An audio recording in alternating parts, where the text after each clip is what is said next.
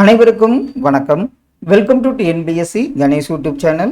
Friends, நம்ம group 2க்காக ரிவிஷனாக GK revision பாட்டு வரோம். இதில் ரிவிஷன் 8ல் பார்த்தீங்கன்னா யூனிட் 8 சார்ந்த முக்கியமான டாபிக், அதாவது திராவிட இயக்கம், சுயமரியாதை இயக்கம், பெரியார், அண்ணா தொடர்பான ஒரு 45 கேள்விகள் என்னங்கிறத பார்த்துடலாம்.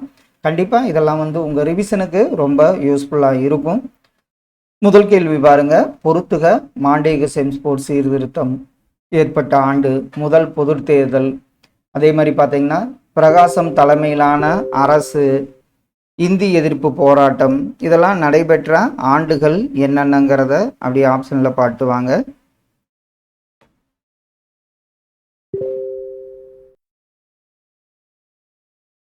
ஆன்சர் பார்த்துடலாங்க. 1952 முதல் பொது தேர்தல், 1937 பார்த்தீங்கன்னா இந்தி எதிர்ப்பு போராட்டம், 1946 பிரகாசம் தலைமையிலான அரசு, 1919 மாண்டேக செம்ஸ்போர்ட் சீர்திருத்தம். ஆப்ஷன் ஏ இதற்கு சரியான விடை. பின்வருவனவற்றில் மாநில தன்னாட்சி தீர்மானம் சட்டப்பேரவையில் எந்த ஆண்டு நிறைவேற்றப்பட்டது? மாநில தன்னாட்சி தீர்மானம் 1974 ஆண்டு. ஆப்ஷன் பி சரியான விடை. தவறான வாக்கியத்தை காண்க. 1801 சென்னை மாகாணம் உருவானது. தென்னிந்தியாவின் சென்னை மாகாணம் என்பது ஆங்கிலேயரின் அரசியல் மற்றும் நிர்வாக தேவைகளுக்காக உருவாக்கப்பட்டது.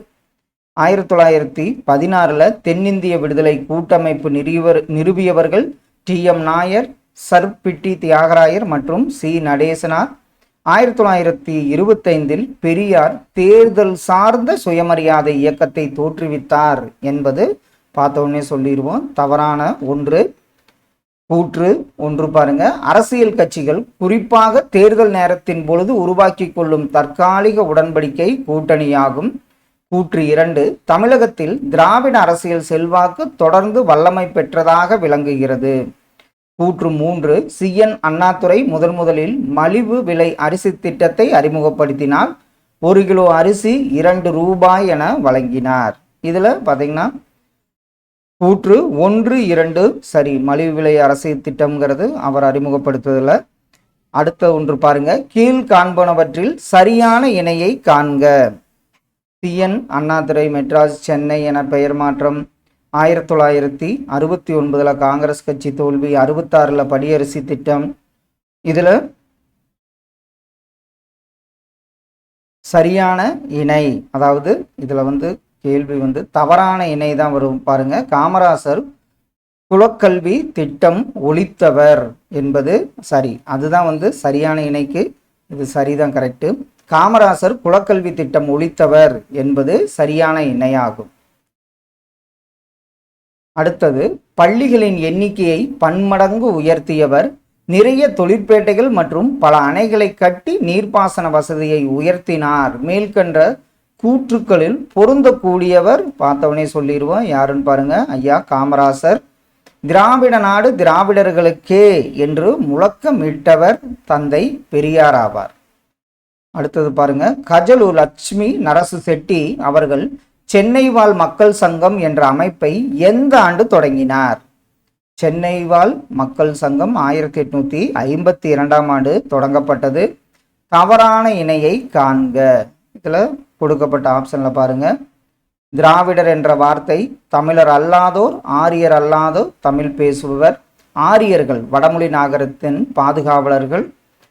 புத்த மரபுகள் இந்தியாவில் இருந்தன என்பது நிரூபிக்கப்படவில்லை என்பது தவறான இணை. ஆப்ஷன் சி சரி. திரு சர் அலெக்சாண்டர் ஜோர்டின் கார்டிவ் பிராமணர்கள் அனைத்து வாய்ப்புகளையும் எடுத்துக்கொண்டனர் என நிரூபித்தார். இதுவும் சரிதான். ஆப்ஷன் சி புத்த மரபுகள் இந்தியாவில் இருந்தன என்பது நிரூபிக்கப்படவில்லை என்பது தவறான இணையாகும். சரியான விடையை காண்க.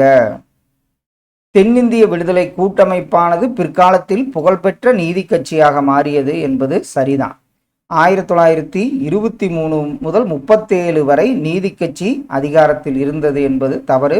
1926 ஆண்டு நடைபெற்ற தேர்தலில் பனகல் ராஜா முதலமைச்சரானார்.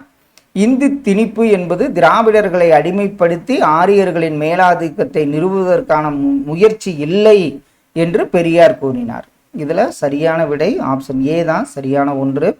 1801ஆம் ஆண்டு சென்னை மாகாணத்தில் இருந்த மொழிகள் என்ன?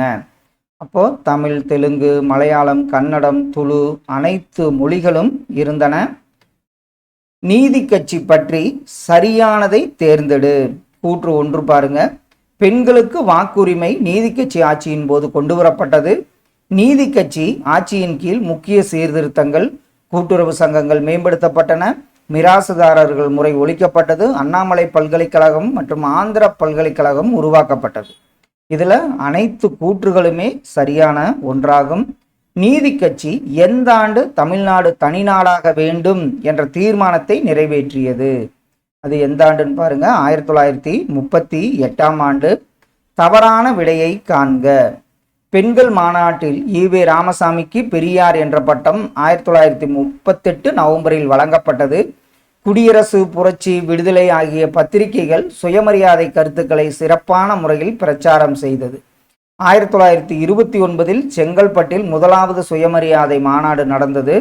1938இல் ராஜாஜி முதலமைச்சராக தேர்வு செய்யப்பட்டார் என்பது தவறான ஒன்றாகும். பொதுவுடைமை கட்சி உருவாக்கப்பட்ட ஆண்டு எந்த ஆண்டு? ஆன்சர் 1925 என்பது சரி. சுயமரியாதை இயக்கத்தின் சமூக சீர்திருத்த திட்டங்களால் கவரப்பட்டவர் யார்? ஆப்ஷன்ல பாருங்க. சமூக சீர்திருத்த திட்டங்களால் கவரப்பட்டவர் மா. சிங்காரவேலர் என்பது சரியான விடை. சென்னை மாகாண முதலமைச்சர்கள் ராஜாஜி எந்த காலத்தில் இருந்தார்? பிரகாசம், பக்தவத்சலம், குமாரசாமி. ராஜாஜி அவர்கள் 37 முதல் 39ஆம் ஆண்டு வரை. இல்லை,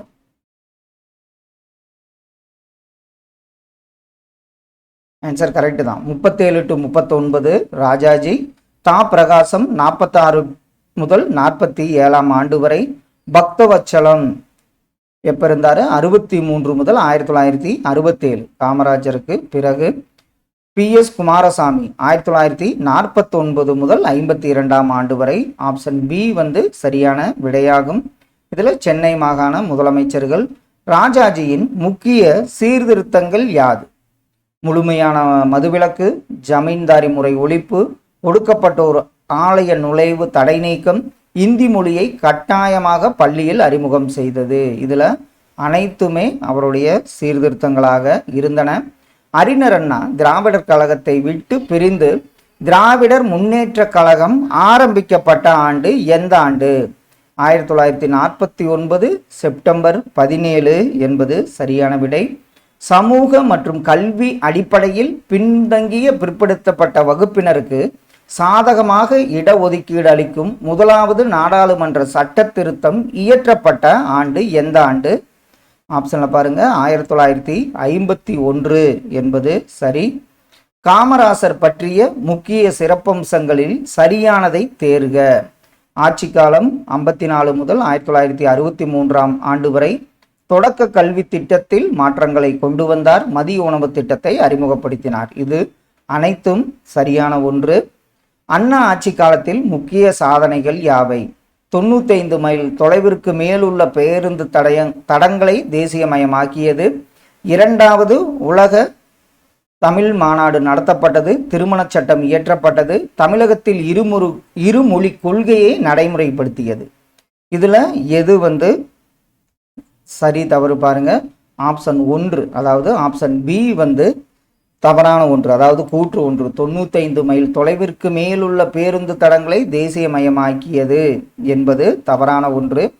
எம்ஜிஆரால் அனைத்திந்திய அண்ணா திராவிட முன்னேற்ற கழகம் தொடங்கப்பட்ட ஆண்டு எந்த ஆண்டு? இவர் திமுகவிலிருந்து 1972 ஏடிஎம்கேவை ஆரம்பிச்சாரு. அடுத்த ஒன்று பொறுத்துக. சென்னை பல்கலைக்கழகம் தோற்றுவிக்கப்பட்ட ஆண்டு 1857. அண்ணா மறைவு 1969. தொழிலாளர் நலம் பேணும் சட்டம் 1926. சுயமரியாதை இயக்கம் தொடங்கப்பட்ட ஆண்டு 1925. ஆப்ஷன் டி இதற்கு சரியான விடை. தொழிலாளர் அமைப்புகள் உருவாக முன்முயற்சிகள் எடுத்து பாடுபட்டவர் யார்? அவர் தொழிலாளர்னாவே சிங்காரவேலர். தொழிலாளர் பத்திரிகையும் தொடங்கியிருப்பார். மா. சிங்காரவேலர் எந்த ஆண்டு காங்கிரஸ் தலைமைக்கு தந்தி அனுப்பினார்? அது எந்த ஆண்டுன்னு பாருங்க, 1920ஆம் ஆண்டு. பிராமணர் அல்லாதோர் பாகுபாடு காங்கிரஸ் கட்சியில் நிலவுவதை கண்டித்து பெரியார் விலகிய போது அவரை ஆதரித்தவர் யார்? அவரு சிங்காரவேலர் என்பது காங்கிரஸ்லேருந்து விலகிறப்ப அதை பெரியார் விலகிறப்ப அதை ஆதரித்தவர் சிங்காரவேலர் ஆவார். மனிதன் சுதந்திரமாக பிறக்கிறான், சுயமரியாதை அவனின் பிறப்புரிமை, சமூக நீதி சமூக சமத்துவத்தை உறுதிப்படுத்தும் என்று கூறியவர் யார்? அவர் தந்தை பெரியாராவார். தேசியவாதம் என்பது ஒரு கற்பனையான உணர்வாகும் என்றவர் யார்? தேசியவாதம் என்பது ஒரு கற்பனையான உணர்வு என்றவர் தந்தை பெரியாராவார். பெரியார் நடத்திய குடியரசு உள்ளிட்ட இதழ்களில் மூட நம்பிக்கைகளுக்கு எதிரான ஏராளமான கட்டுரைகளை எழுதியவர் பாரதியார். கான்பூரில் இந்தியாவின் முதல் பொது உடைமைவாதம் மாநாடு நடைபெற்ற ஆண்டு 1925. சென்னை மாநகராட்சி மன்றத்தில் உறுப்பினராகவும் அதன் சுகாதார குழுவிலும் பணியாற்றியவர் சிங்காரவேலர். தமிழகத்தின் தலைசிறந்த சீர்திருத்தவாதி பெரியார். மேற்கண்ட கூற்றுகளில் சரியானவை எவை? இதில் நம்ம பார்த்தோன்னே சொல்லிடுவோம். பார்த்தீங்கன்னா 2, 3, 4 சரி. பெரியார் நடத்திய குடியரசு உள்ளிட்ட இதழ்களில் மூட நம்பிக்கைகளுக்கு எதிராக பாரதியார் கட்டுரை எழுதினார் என்பது தவறான ஒன்று. பெரியார் எவற்றில் கவனம் செலுத்தினார்? ஆப்ஷனில் பாருங்க, பெரியார் பார்த்தீங்கன்னா சமூகம், பண்பாடு, பாலின சமத்துவம் ஆகிய அனைத்திலுமே கவனம் செலுத்தினார். நவீன தமிழகத்தின் தந்தை என அழைக்கப்படுபவர் தந்தை பெரியார் என்பது சரி. எதற்காக பெரியார் இந்திய தேசிய காங்கிரஸிலிருந்து விலகினார்? அதில் வர்ணாசிரம தர்மம் அப்படிங்கிறதுனால தான் காங்கிரஸை விட்டு விலகினார். பகுத்தறிவும் சுயமரியாதையும் அனைத்து மனிதர்களின் பிறப்புரிமை மற்றும் பெண்களின் தாழ்வான நிலைக்கு எழுத்தறிவின்மையே காரணம் என அறிவித்த இயக்கம் கண்டிப்பாக அது சுயமரியாதை இயக்கமாகும். சுயமரியாதை இயக்கம் பற்றிய சரியான கூற்றுகளை காண்க.